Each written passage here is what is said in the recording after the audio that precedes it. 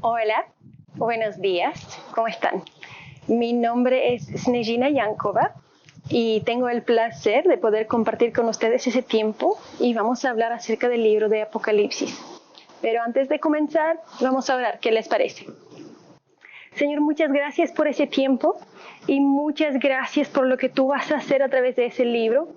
Te pido, Señor, que nos ayudes para que nosotros podamos verte a ti exactamente como tú eres, para que nosotros podamos alabarte y glorificarte. Te pido que tú abres nuestro entendimiento para que todos nosotros podemos conocerte y tener intimidad contigo, Señor. Esto es el deseo de nuestro corazón. Te damos la gracia por todo lo que tú has hecho para nosotros y te pido que puedes estar con nosotros durante ese tiempo. En el nombre de Jesús. Amén. Amén. Antes de comenzar, déjeme presentarme un poco para los que no me conocen. Como ya dije, me llamo Snezhina Yankova y soy de Bulgaria, que es un país en la parte sureste de Europa, que es un país bastante chiquitito. Tenemos como frontera Grecia, Turquía, algunos países así. Y entonces mi primer idioma era el búlgaro, así que espero que si hago algunos errores en el español me pueden perdonar y se puede entender. Así que igual gracias por su disposición para estar conmigo en ese tiempo. Hoy día vamos a hablar acerca del libro de Apocalipsis. Y la verdad es que cuando hablemos de ese libro hay varias emociones encontradas, y hay varios tipos de respuestas. Cuando estamos hablando acerca del libro de Apocalipsis, algunos tienen esta reacción, una reacción de fascinación y obsesión. A ellos les encanta ese libro, les gusta muchísimo y no paran de hablar acerca del Apocalipsis, quién será la bestia y todo eso, y le encanta el libro. Hay otras personas que su reacción frente a ese libro es una reacción de miedo. Le da miedo que la bestia, que la tribulación, el anticristo y todo eso. Y así que le da miedo el libro. Y de hecho hay algunas películas que surgieron que demuestran el fin de los tiempos como algo que da miedo.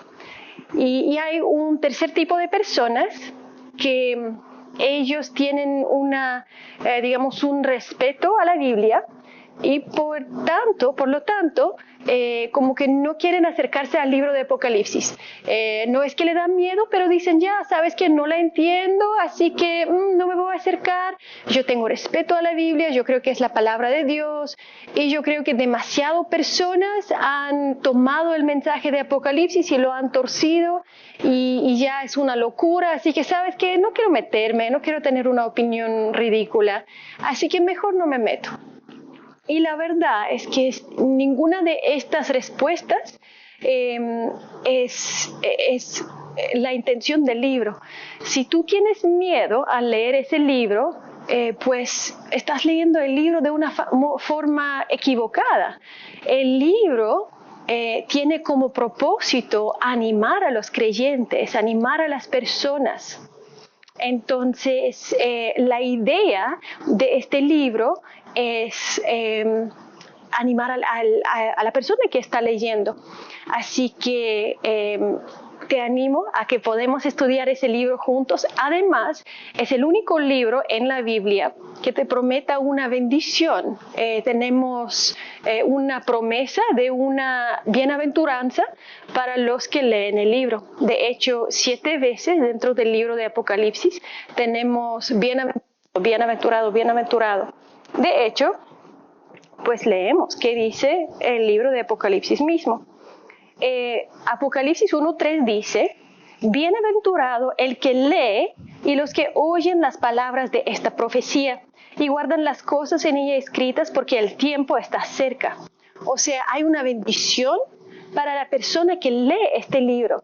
Y la palabra griega aquí en ese versículo para leer es anaginosko, y esta palabra en griego literalmente significa leer a voz alta. O sea, no simplemente leer, sino que leer a voz alta, y por eso hay una bendición para la persona que está leyendo y para la persona que está escuchando también.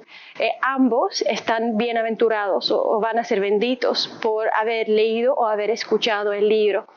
Entonces, y como todos los libros del Nuevo Testamento, este libro también, el diseño del libro, la idea, el propósito era que el libro se puede leer durante el culto. Por eso el libro demora más o menos 45 minutos de leer del principio hasta el fin. Y la idea era que en un culto tú puedes abrir el libro de Apocalipsis del principio hasta el fin y poder leer todo eso, todo el libro. Y la idea era que el libro te iba a animar. Entonces, esto es la idea del libro. El libro de Apocalipsis nos enseña que Dios no solamente que va a vencer, sino que ya venció. Y nosotros, los que estamos con Él, somos llamados, escogidos y fieles. Entonces, hay que tener ánimo. Este libro nos enseña que nosotros vamos a vencer, así que ánimo. ¿Y qué les parece que veamos de qué se trata este libro tan famoso? ¿Ya? Antes de comenzar con el libro de Apocalipsis en sí, vamos a hablar acerca de algo. Como ya los comenté, el español no es mi primer idioma, así que yo no voy a usar palabras muy grandes o muy, digamos, muy elaboradas. Porque pues no es mi primer idioma, pero sí voy a comentar una palabra para ustedes, y siempre cuando estamos hablando del fin del mundo, de ese tipo de cosas, los eruditos usan una palabra que es la escatología. ¿Y qué es la escatología y por qué la estoy mencionando? Pues la escatología es una palabra que viene del griego. Está compuesta por dos palabras griegas, y de la misma forma como hay muchas otras palabras griegas que nosotros usamos hoy en día, como por ejemplo la biología, la psicología, la arqueología. De la misma forma también tenemos la escatología, y como biología es el estudio de la vida, digamos, la psicología es el estudio de la mente y del comportamiento, la arqueología es el estudio de las cosas del principio, o cómo la gente vivía. De la misma forma, la escatología, logía, viene del griego que significa estudio, y eschatos es una palabra griega que significa último. Entonces, la escatología es el estudio de los últimos tiempos. Entonces, para entender la escatología, vamos a hacer un repaso, porque la escatología muchas veces usa pasajes de la Biblia que tienen que ver con la profecía. Entonces, hablemos un poco acerca de la profecía.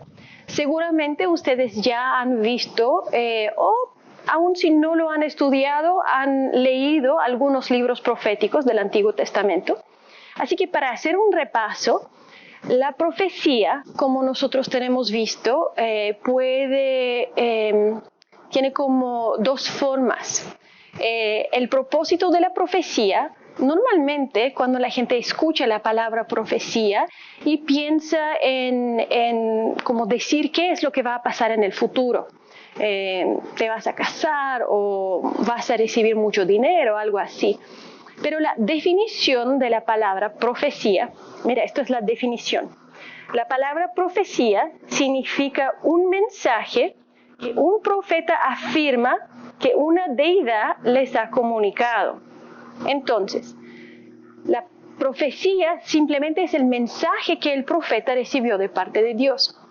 Y a veces este mensaje tiene una parte que predice el futuro, y a esto le llamamos la profecía predictiva. Entonces la parte puede ser una profecía que habla acerca de predecir algo, pero también puede ser una profecía que habla acerca de proclamar algo. Acuérdense que la profecía simplemente es un mensaje de parte de Dios. Y, por ejemplo, el profeta Jeremías, una gran parte de su mensaje era hablar acerca de lo que está aconteciendo con el pueblo de Israel desde el punto de vista de Dios. Así que Jeremías cuenta lo que pasó y lo que está pasando en ese momento con el pueblo de Israel. Y Jeremías está diciendo, no está bien lo que ustedes están haciendo, esto es pecado. Entonces vamos a ver, simplemente para tener un ejemplo, veamos muy en el principio de Jeremías, para no tener que explicar tanto, veamos Jeremías capítulo 2 y vamos a ver de qué se trata, ¿ya? Solamente un ejemplo de cómo la profecía puede tener cómo la profecía puede ser algo que proclama simplemente. Así que leemos en Jeremías capítulo 2, dice esto, Jeremías 2:1, vino a mí palabra de Jehová diciendo, anda y clama a los oídos de Jerusalén diciendo, así dice Jehová, me he acordado de ti, de la fidelidad de tu juventud, del amor de tu desposorio, cuando andabas en pos de mí en el desierto, en tierra no sembrada. Santo era Israel a Jehová, primicias de sus nuevos frutos. Todos los que le devoraban eran culpables, mal venía sobre ellos, dice Jehová. Oíd la palabra de Jehová, casa de Jacob, y todas las familias de la casa de Israel. Así dijo Jehová. ¿Qué maldad hallaron vuestros padres, que se alejaron de mí y se fueron tras la vanidad y se hicieron vanos? Y no dijeron, ¿dónde está Jehová, que nos hizo subir de la tierra de Egipto, que nos condujo por el desierto, por una tierra desierta y despoblada, por tierra seca y de sombra de muerte, por una tierra por la cual no pasó varón, ni allí habitó hombre? Y os introduje en tierra de abundancia, para que comiese su fruto y su bien. Pero entrasteis y contaminasteis mi tierra e hicisteis abominable mi heredad. Los sacerdotes no dijeron, ¿dónde está Jehová? Y los que tenían la ley no me conocieron. Y los pastores se rebelaron contra mí, y los profetas profetizaron en nombre de Baal, y anduvieron tras lo que no aprovecha. Por tanto, contenderé aún con vosotros, dijo Jehová, y con los hijos de vuestros hijos pleitaré. Porque pasad a las costas de Kittim y mirad, y enviad a Kedar y considerad cuidadosamente y ved si se ha hecho cosa semejante a esta. ¿Acaso alguna? Sin embargo, mi pueblo ha trocado su gloria por lo que no aprovecha. Espantaos, cielos, sobre esto y horrorizaos, desolaos en gran manera, dijo Jehová. Porque dos males ha hecho mi pueblo. Me dejaron a mí fuente de agua viva y cavaron para mí cisternas.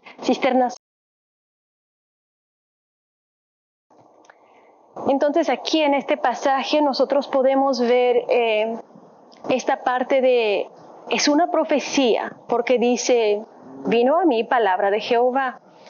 Y Jeremías está acusando al pueblo, está diciendo, ustedes pecaron, de verdad hicieron algo malo, pero no hay ese aspecto de voy a hacer tal cosa o voy a hacer tal cosa, sino que esto es una profecía que tiene este aspecto de proclamar. Dios está proclamando a Israel sus pecados y lo que Israel hizo mal, digamos. Entonces, esto es la parte de proclamar. También existe otro aspecto de la profecía, que es cuando un profeta está prediciendo algo, y esto es la parte que nosotros conocemos más, o por lo menos pensamos en aquella parte más, cuando un profeta está prediciendo algo, entonces la parte de predecir. Entonces, veamos algunos pasajes que usan esta parte de la profecía predictiva, del predecir, ¿ya? Entonces, veamos en el libro de Zacarías 9:9, vamos a ver una profecía y vemos qué es lo que dice allá y cómo se cumplió esa profecía. El libro de Zacarías, capítulo 9, versículo 9. Dice así: Alégrate mucho, hija de Sión, Da voces de júbilo, hija de Jerusalén. He aquí tu rey vendrá a ti, justo y salvador, humilde, y cabalgando sobre un asno, sobre un pollino, hijo de asna. Ahora, esto es una profecía que ya se cumplió. Nosotros vemos el cumplimiento de esta profecía, de hecho, en los 4 evangelios. Todos los 4 mencionan el cumplimiento de esta profecía. Pero veamos en Juan, capítulo 12, es solamente un ejemplo donde nosotros podemos ver el cumplimiento de esa profecía. Juan 12, empezando a partir del versículo 12, dice: el siguiente día, grandes multitudes que habían venido a la fiesta, al oír que Jesús venía a Jerusalén, tomaron ramas de palmera y salieron a recibirle y clamaban: Hosanna, bendito el que viene en el nombre del Señor, el Rey de Israel. Y halló Jesús un asnillo y montó sobre él, como está escrito: no temas, hija de Sión, he aquí tu rey viene, montado sobre un pollino de asna. Así que aquí vemos no solamente el cumplimiento de esta profecía, sino que también hay una cita. Juan cita el libro de Zacarías y nos muestra cómo esto es una profecía cumplida del libro profético de Zacarías. Esto es algo que nosotros llamamos una profecía literal, que tiene un cumplimiento literal, algo que va a suceder tal cual. Tal como está escrito en el Antiguo Testamento, sucedió de la misma forma. Pero existen otras profecías, los cuales son un poco diferentes. Veamos un otro ejemplo. En el libro de Amós, nosotros tenemos un libro bastante lindo y tenemos un libro que tiene que ver con el profeta Amós está hablando al pueblo de Israel y está diciendo: ustedes no están haciendo las cosas bien, Dios les va a juzgar, todo esto va a suceder con ustedes, eso no está bien. Y al final del libro, son 9 capítulos, al final del libro, los últimos 5 versículos, tenemos un rayo de esperanza, un rayo de, ¿sabes qué? Algo bueno sí va a pasar, no es solamente juicio, sino que también tenemos un poco de esperanza. Entonces veamos lo que dice en el libro de Amós, capítulo 9, versículo 11 y 12, digamos. Ya, dice lo siguiente. Amós 9, 11. Dice: en aquel día yo levantaré el tabernáculo caído de David, y cerraré sus portillos, y levantaré sus ruinas, y lo edificaré como en el tiempo pasado, para que aquellos sobre los cuales es invocado mi nombre posean el resto de Edom, y a todas las naciones, dice Jehová, que hace esto. Ahora, si tú eres un israelita y vives durante de ese tiempo cuando fue escrita esa profecía de Amós, ¿cómo vas a interpretar este versículo? Pues en aquel tiempo, cuando fue escrito el libro de Amós, el templo todavía no fue destruido.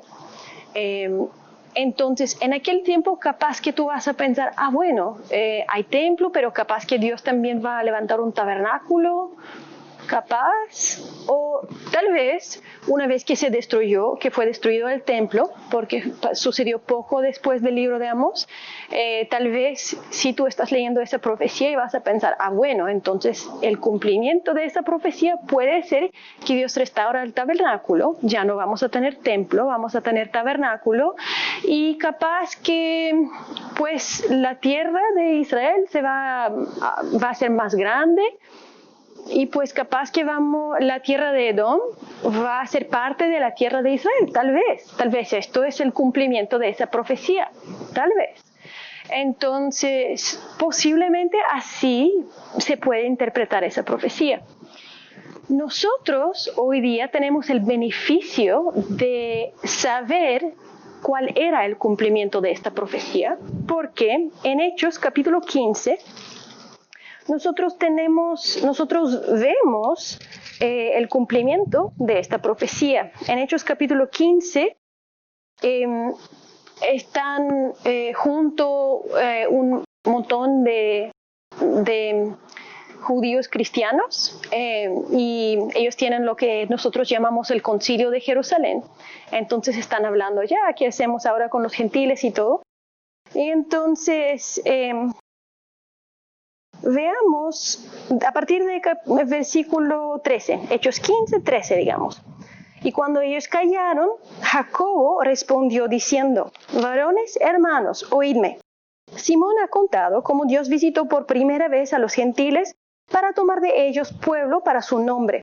Y con esto concuerdan las palabras de los profetas como está escrito: después de esto volveré y reedificaré el tabernáculo de David que está caído, y repararé sus ruinas y lo volveré a levantar, para que el resto de los hombres busque al Señor y todos los gentiles sobre los cuales es invocado mi nombre. Dice el Señor que hace conocer todo esto desde tiempos antiguos, por lo cual yo juzgo que no se inquiete a los gentiles que se conviertan a Dios, sino que se les escriba que se apartan de las contaminaciones de los ídolos, de fornicación, de ahogado y de sangre. Porque Moisés desde tiempos antiguos tiene en cada ciudad quien lo predique en las sinagogas, donde es leído cada día de reposo. Entonces aquí nosotros podemos ver el cumplimiento de esta profecía, pero es un cumplimiento, obviamente es un cumplimiento figurativo, no es algo literal, porque parece que el tabernáculo de David, parece que está hablando acerca de la iglesia y está hablando de la iglesia compuesta por judíos y gentiles. Y en Amós, donde él había escrito Edom, aquí en el libro de Hechos tenemos este mismo versículo, pero la palabra Edom no está, sino que dice gentiles. La nación de Edom, en el libro de Amós, era un símbolo para los gentiles que se iban a convertir al Señor. Entonces vemos que esta profecía sí fue cumplida, pero su cumplimiento no era literal, no era algo literal, sino que era algo figurativo. Y lo difícil es que uno no puede saber siempre si una profecía tiene un cumplimiento literal o un cumplimiento figurativo, digamos. Entonces, esto es algo que la escatología y la profecía predictiva tienen en común, que no es fácil saber si deberíamos interpretar algo literal o algo figurativo. Ahora, hay un otro componente cuando estamos hablando de la escatología que tiene que ver con algo que llamamos ya y todavía no. Y esto es un término que los eruditos de la Biblia, los que estudian la Biblia, decidieron que este término significa algo hablando del reino de Dios. Y el punto es que el reino de Dios ya está aquí. A partir del momento cuando Jesús vino en la tierra, el reino de Dios ya está aquí. Pero el reino de Dios todavía no está aquí en su plenitud, digamos, porque todavía hay pecado, todavía hay muerte, todavía hay bastantes cosas que suceden que no está bien. Entonces, digamos que el reino de Dios ya está aquí, pero todavía no. Entonces, nosotros podemos ver algunos pasajes de la Biblia. Veamos en Isaías, capítulo 2, es un pasaje bastante conocido, que tenemos exactamente un pasaje donde podemos ver ilustrado este ya y todavía no. Isaías, capítulo 2, a partir de versículo 1, ¿ya? Lo que vio Isaías, hijo de Amós, acerca de Judá y de Jerusalén. Acontecerá en lo postrero de los tiempos que será confirmado el monte de la casa de Jehová como cabeza de los montes, y será exaltado sobre los collados, y correrán a él todas las naciones, y vendrán muchos pueblos, y dirán: venid y subamos al monte de Jehová, a la casa del Dios de Jacob, y nos enseñará sus caminos, y caminaremos por sus sendas, porque de Sión saldrá la ley, y de Jerusalén la palabra de Jehová. Y juzgará entre las naciones, y reprenderá a muchos pueblos, y volverán sus espadas en rejas de arado, y sus lanzas en hoces. No alzará espada nación contra nación, ni se adiestrarán más para la guerra. Y bueno, este es un pasaje bastante conocido y la gente le encanta este pasaje.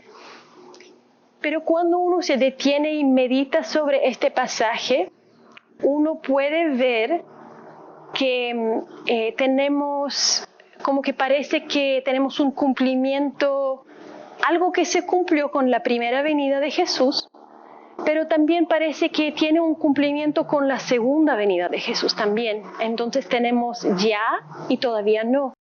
Porque sí, el Evangelio salió de Jerusalén, pero todavía no vemos este paz que está descrito en este pasaje. El paz que Dios dice que nación no va a pelear contra otra nación.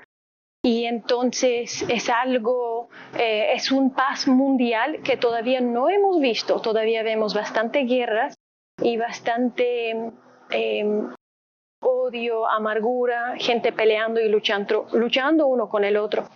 Entonces, esto es algo que tenemos que tener en la mente cuando estamos hablando de la escatología y cuando estamos pensando en estas cosas. Entonces, pensando en el panorama global, cuando hablamos de la escatología, deberíamos darnos cuenta que es posible que no vamos a entender todo, no vamos a entender de verdad 100% de lo que el pasaje nos cuenta, pero deberíamos tener el panorama global en nuestra mente. Lo que sí podemos entender es que no habrá guerra, por ejemplo. ¿Cómo exactamente esto va a suceder? No tenemos una descripción suficientemente detallada, pero sí podemos entender el panorama global. Así que lo mismo es verdad para toda la escatología, que aun cuando no entendemos 100% de cada detalle, deberíamos tener presente en nuestra mente el panorama global. Ok, ahora hablemos acerca del género literario. El género literario del libro de Apocalipsis es bastante importante y nosotros deberíamos tomarlo presente, que el género literario, el libro de Apocalipsis tiene 3 géneros literarios: epístola, profecía y apocalipsis. Y nosotros vamos a desarrollar de qué se trata cada uno de estos. Vamos a explicar qué significa necesariamente cada uno de estos géneros.